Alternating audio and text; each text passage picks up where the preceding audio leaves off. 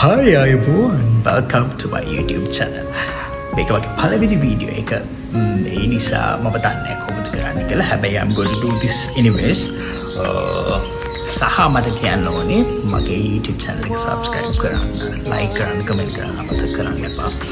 මං හිතන ඔයගොල්ලෝ හැමෝම අත් එක්ක ඉදී කියලා. එහෙනම් අපි යමු මගේ YouTube channel එක පැත්තට. අපි කියලා බලමු කොහෙද අපි යන්නේ කියලාද. යන් එහෙනම්. අපි ජීවත් වෙන හරිම චූටි කාලයක්. ඒ නිසා අපි මේ ජීවිතේ ජීවත් වෙන්න මොනවා හරි හේතුවක් හොයාගන්න ඕනේ. මේ දින සති මාස කියන්නේ හැමතිස්සෙම කාලෙම විතරක් නෙමෙයි. ඒ කියන්නේ අපේ ජීවිතේමයි. ජීවිතේ හැමදාම අපි ඔත්තකින සාමාන්‍ය ජීවිතෙන් මිදලා අපිට පුළුවන් නම් අපේ ලයිෆ් එක අපි ආස විදිහට ගත කරන්න, අපි කැමති දෙයක් කරලා අපේ හිතට පොඩි සැනසීමක් ලබා දෙන්න.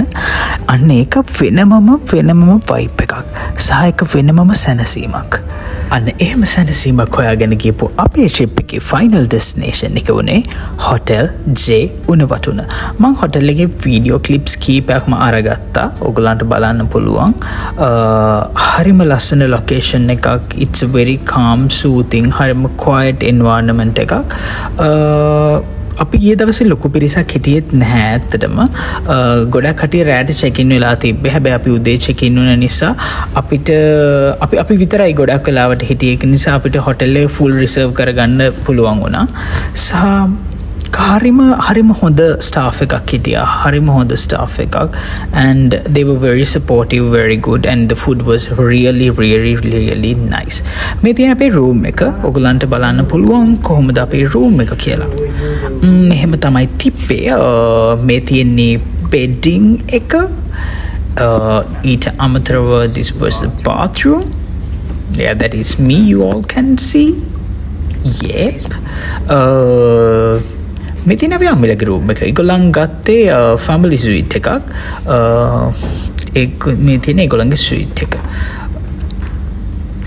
මේ තියෙන්නේ ඒකේ බෙඩ්ස් දෙකක් තිබ්බා. සහ double bed එකක් වෙනම තිබ්බා. And they had a seating area. It was really nice. This is Ammi.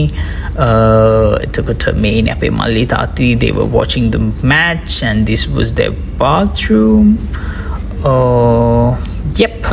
And අපේ මල්ලි එයාට තියෙනවා ෆොටෝෆෝබියා එකක්. එයා කැමති නෑ ෆොටෝස් වලට. I don't know why. Yeah, the kid me මේ තියෙන මැච් එක බලනවා. ඔයගලත් මැච් එක බලන්න නැති කියලා හිතනවා. ලංකාවට පුළුවන් විදිහට හැමතිස්සෙම හොඳට කියන්නේ මන් දකින විදිහට ලංකාව හොඳට සෙල්ලම් කරා ෆයිනල් මැච් එකේදී. ඒක හරිම හොඳයි. Unfortunately අපිට කප් එක ගේන්න බැරි වුණා. That's okay. They tried.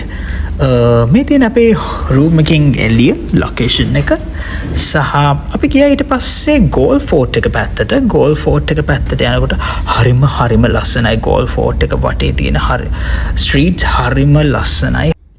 Goal ෆෝර්ට් එක උඩට ආවයින් පස්සේ පේන බුහුතේ ලස්සන කොච්චරද කියලා හිතා ගන්න බෑ. මට ඒක දැක්කම මතක් වුණේ මම කලින් දාලක කියවපු කවියක්. Life is like a sea. We are moving without end. Nothing stays with us. What remains is just the memories of some people who touched us as waves. ජීවිතය කියන්නේ මේ වගේ දෙයක් තමයි. අන්තිමට කවුරුත් නැති ලෝකෙක ඔයා විතරත් තනි වෙන දවසක් එනවා. ඔයාට විතරත් තනියම හැමදේම කරගන්න දවසක් එනවා. ඒ දවස එනකොට ඔයාගේ ලයිෆ් එකේ ඉතුරු වෙන්නේ ඔයාගේ මෙමරීස් ටික විතරයි. ඒ නිසා ලස්සන මෙමරීස් ජීවිතයට එකතු කරගන්න. එතකොට ඔයාට කවදාවත් ඔයා තනියෙන් හිටියත් පාළුවක් දැනෙන එකක් නෑ. මොකද ඔයාව ජීවත් කරන්න අර මෙමරීස් තියෙන නිසා. මතකයන් හිත පාරවයි වසන්තේ කොහෙදෝ ගිහින් ජීවිතේ තැනක නැවතිලා මැකියයි පිය සටහන් පාසලෙන්. අන්න එහෙම තමයිලු ජීවිතේ. ඊළඟට තිබ්බ අපිට පොඩි හයික එකක් යන්න හයික එකක් ගිහිල්ලා ආවයින් පස්සේ තමයි ජංගල් බීච් එක තිබ්බේ. හරිම ලස්සනයි. ඇත්තටම කැලෑවක් මැදේ තමයි තියෙන්නේ. ජංගල් බීච් වලට මම හිතුවේ නෑ කැලෑවක් මැදේ තියෙන්නේ කියලා. හැබැයි ඇත්තටම මේක තිබ්බේ කැලෑවක් මැද්දේ.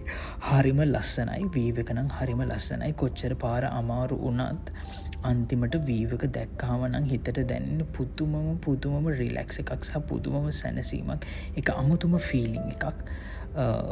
කොච්චර චැලෙන්ජ් එකක් වුණත් මේ කන්ද හයික් එක හරිම ලස්සන වීව් එක දැක්කයින් පස්සේ ඒ හැමදේම අමතක වෙලා යනවා. හැබැයි ආයේ ඒ දේවල් මතක් වෙනවා අපිට කන්ද ආපහු නගින්න තියෙන නිසා නගින වෙලාවට. හැබැයි ඒ එක්ස්පීරියන්ස් එක ඒ ගත්තු අත්දැකීම සහ ඒ හරිම ඒ වීව් එක කවදාවත් ජීවිතේට අමතක වෙන්නේ නැහැ. ඒ ලස්සන මොහොත කවදාවත් ජීවිතෙන් මැකිලා යන්නේ නැහැ. ලයිෆ් එකේ ඕනම චැලෙන්ජස් අපි ගන්න ඕනේ ඒ විදිහට. අපි චැලෙන්ජ් එකෙන් ඔපචුනිටි එකක් දකින්න පුළුවන් නම් අපිට ඒ චැලෙන්ජ් එක ඔපචුනිටි එකක් විදිහට අපේ ලයිෆ් එකට ළඟා කරගන්න පුළුවන් නම් අපිට එතකොට ඒකට උත්තර හොයන්න හරි ලේසි. දැන් මේ පොඩි ළමයි දෙන්න තුන් දෙනා බලන්නකො. කිසිම ඒගොල්ලන්ට ජීවිතේ බරක් නැහැ. මොකද ඒගොල්ලන් ඒ හම්බෙන හැම මොහොතක්ම ඒගොල්ලන් ආස විදිහට ගත කරන නිසා. ඒගොල්ලන් කැමති විදිහට ඒගොල්ලන්ගේ ලයිෆ් එක එන්ජොයි කරන නිසා. ඒගොල්ලන්ට බලාපොරොත්තු ගොඩක් නැති නිසා. ජීවිතේ බලාපොරොත්තු ගොඩක් පොදි බැඳගත්තම තමයි අපේ ජීවිතේට බර ලොකුවට දැනෙන්න ගන්න. ජීවිතේ හරි සරලව ගත කරන්න පුළුවන් නම් එතකොට ප්‍රශ්න නැහැ. හරිම නිදහස්.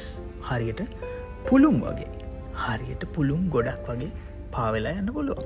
මිහිරැතිම තැන්වලින් මිටක්ගෙන සරසන්න එතහැකි නම් නුඹට සවස්වල හමුවන්න මේ ගෙවෙන දවස් වුව කමක් නෑ විඳගන්න ආදරියෙන් හෙටත් මා පුරවන්න පපුවකට තියා හිස හැකිනම් නිවෙන්න විසිරගිය සුසුම්වල බිඳක්ගෙන තියන්න එවිට මට හැකි නුඹේ නලල් තල සිඹින්න ආදරය මොන තරම් ගැඹුරුදයි කියන්න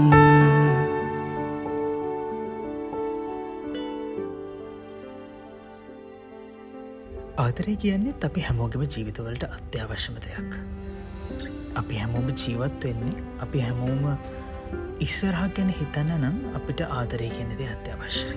තමන්ගේ පවුලෙන් ලැබෙන ආදරේ, තමන් ආදරය ගෙන දෙනාගෙන් ලැබෙන ආදරේ, තමන්ගේ වටේ ඉන්න මිනිස්සුන්ගෙන් ලැබෙන ආදරේ, මේ හැම දෙයක්ම තමන්ට ලැබෙන ලොකු වටිනාකමක්. ඒ වටිනාකම ඔයාට ලැබෙනවා වගේම ඔයාට අනිත් කෙනාටත් බෙදලා දෙන්න පුළුවන් නම් ඔයාට ඔයාගේ වටේ ඉන්න මිනිස්සුන්ට, ඔයාගේ අම්මට තාත්තට, ඔයාගේ පවුලේ අයට, ඔයාගේ ආදරවන්තයට හෝ ආදරවන්තයට හැමෝටම ආදරය කරන්න පුළුවන් නම්, ඊටත් වඩා ඔයාට ආදරය කරන්න පුළුවන් නම් මේ හැමෝටම ආදරය කරන එක හරිම ලේසි. ඒ නිසා ඔයාගේ ආදරය හොයාගෙන යන්න, ඔයාට ආදරය හිතෙන තැනකට යන්න, ඔයාට සුව පහසුවක් දැනෙන දෙයක් තෝරගන්න. අමතක කරන්න එපා. මෙන්න මේ විදිහට තමයි අපේ හවස් වරුව ගත වෙන්නේ.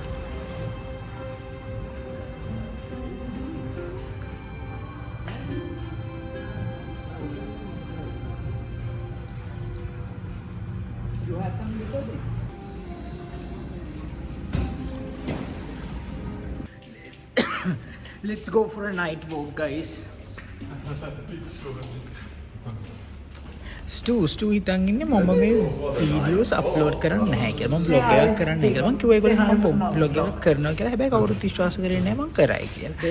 ඒ නිසා ඒගොල්ලෝ කවුරුත් විශ්වාස කරන්නේ නැහැ මම මේක කරයි සහ මේක අප්ලෝඩ් කරයි කියලා. අපි ගියා හවස ඇවිදින්න. අපි හවස නෙමෙයි ඇත්තටම රෑ වෙලා 10ට විතර. Unfortunately ගියට වැඩක් උනේ නැහැ. ඔක්කොම පාරවල් වල තිබ්බ කඩවල් පහලා. අපිට අපෝ ගෙදර එන්න සිද්ධ වුණා. මේ තියෙන අපේ චෙක් අවුට් වෙච්ච දවස අපි උදේම චෙක් අවුට් වුණා. අපිට චෙක් අවුට් වෙන්න තිබේ 12 o'clock. හැබැයි අපි කලින් චෙක් අවුට් වුණා. මොකද අපි තීරණය කරා අපි පොඩ්ඩක් තවත් ඇවිදින්න එළියට යනවයි කියලා.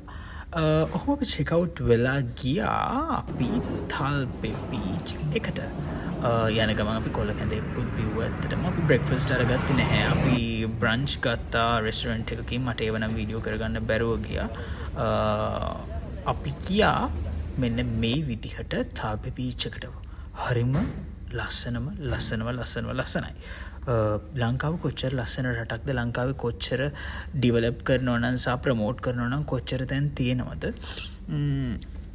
හොඳ ටුවරිස්ට් ඩෙස්ටිනේෂන් එකක් විදිහට ලංකාව කොච්චර අප්ලිෆ්ට් කරලා තව ගන්න පුළුවන්ද කියන එක හිතෙන්නේ මේ වගේ තැන්වලට ගියාම ඇත්තටම වෙන රටවල් වල මිනිස්සුන්ට අත්දකින්න නැති ගොඩාක් ලස්සන තැන් අපේ රටේ තියෙනවා හැබැයි අපි ඒව ඇත්තටම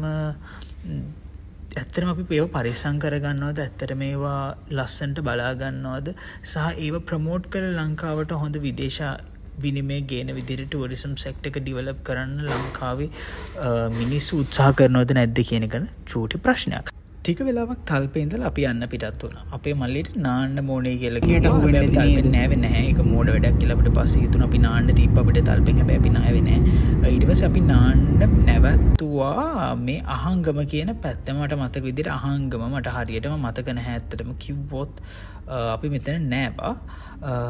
එතනම තිබ්බා ටය එකක් තිබ්බ පොල් ගහක මැදලා මන් සෑහෙන බයයි බොරු කියන්න ඕනේ මම හයිට්ස් වලට සෑහෙන බයයි හැබැයි මම ගියා කොහොම හරි කෑ ගහගෙන ගියා මම දාන්නේ මේකේ සවුන්ඩ්ස් ඔන් කරන්නේ නැහැ මොකද ඔයගොල්ලන් දුවයි මේකේ සවුන්ඩ්ස් දැම්මොත් මම කෑ ගහනවා හැබැයි එකපාරක් ගියා ඒක බය හිතුණා දෙවෙනි පාරේ ඉඳලා යද්දි බය හිතුන්නේ මම දෙපාරක්ම ගියා හරිම ෂෝයි ඒක න ඇත්තටම මරු හරිම සුපිරි එක්ස්පීරියන්ස් එකක් ඒක නම් සුපිරියක් ඔය විදිහටම තමයි ඉතින් අපේ ට්‍රිප් එකේ අන්තිම උනේ අපි මෙතන විතරයි නැවැත්තුවේ ඊට පස්සේ නැවැත්තුවේ නැහැ කෙලින්ම හයිවේ එන්ට්‍රන්ස් දාලා අපි ගෙදර එන්න පිටත් වුණා මම විතරක් නෙමෙයි ඇත්තට මේකේ ගිය ස්ටූත් ගියා ඔයගොල්ලන්ට මම මේ වීඩියෝ ක්ලිප් එකක් දාන්නම් ස්ටූත් මේකේ ගියා එයාලා බය වුණේ නැහැ ඇත්තටම පොඩ්ඩක්වත් මම බය වුණාට මං කෑ ගහලා එයාලා ගියා එයයි තාත්ති ගියා ඒ දෙන්නම ගියයින් පස්සේ තමයි මම ගියේ අපේ මල්ලිට යන්න අපේ මල්ලි තමයි